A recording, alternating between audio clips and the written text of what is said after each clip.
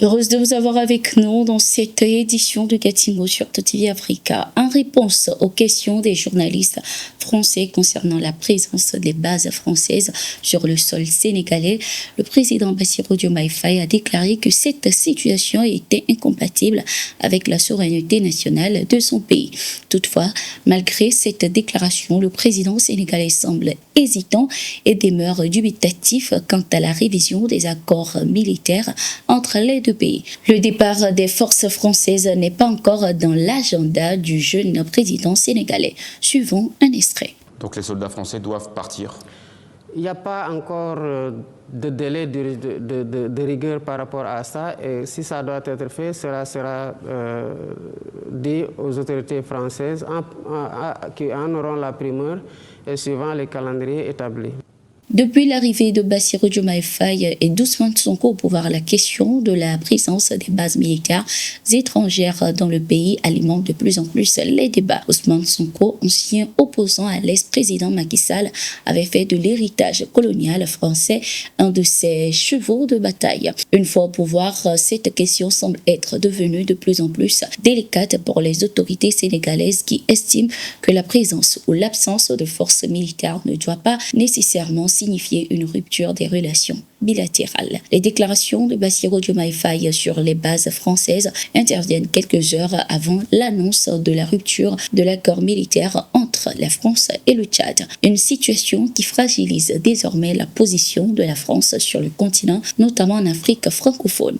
Le vice-premier ministre de la Russie, Alexandre Novak, est en tournée dans les pays de l'Alliance des États du Sahel, AES, à la tête d'une délégation importante composée de membres du gouvernement, de représentants du Parlement et du secteur privé. Il a entamé sa visite par le Mali, où il a rencontré le président de transition, le général Assimi Goïta, ce 28 novembre 2024. Ce voyage s'inscrit dans le cadre du renforcement des relations historiques et stratégiques entre les deux nations. Dans la nuit du 28 novembre, la délégation est arrivée à l'aéroport international de Ouagadougou au Burkina Faso.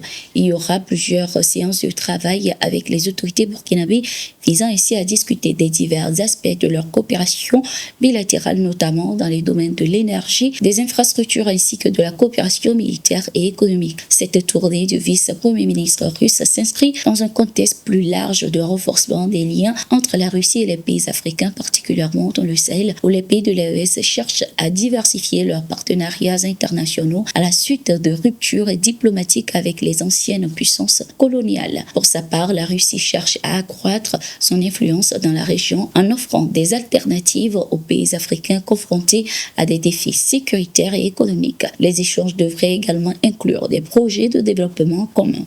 Les autorités de la Sierra Leone ont annoncé la mort de 2 individus impliqués dans la tentative de coup d'État qui a secoué le pays il y a un an. Ces 2 hommes, des militaires de rang capitaine nommés Iya Abba Sénessi et TL Conté, ont été tués lors d'une opération menée par les forces spéciales dans un district proche de Freetown. Selon le gouvernement, ces fugitifs ont résisté à leur arrestation en ouvrant le feu sur les forces de sécurité, ce qui entraîne un échange de tirs au cours duquel ils ont été mortellement blessés. Rappelons qu'en novembre 2023, un groupe d'assaillants a attaqué une armurerie militaire, 2 casernes, 2 prisons et 2 postes de police affrontant les forces de sécurité armées. Les combats ont fait 21 morts. Depuis cet incident, au moins 80 personnes, principalement des militaires, ont été arrêtées. En juillet, 11 d'entre elles ont été reconnues coupables de trahison et de meurtre.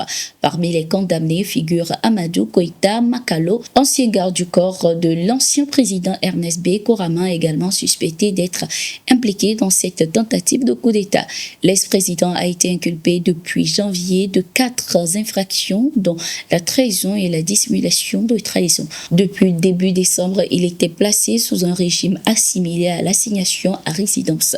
Toutefois, grâce à la médiation de la CEDEAO, la justice de son pays lui a accordé l'autorisation de quitter le pays pour se soigner à l'étranger. Ainsi s'achève cette édition. Merci d'être resté avec nous. Nous sommes en continu sur nos différentes plateformes et sur notre site d'information, le www.toutafrica.com.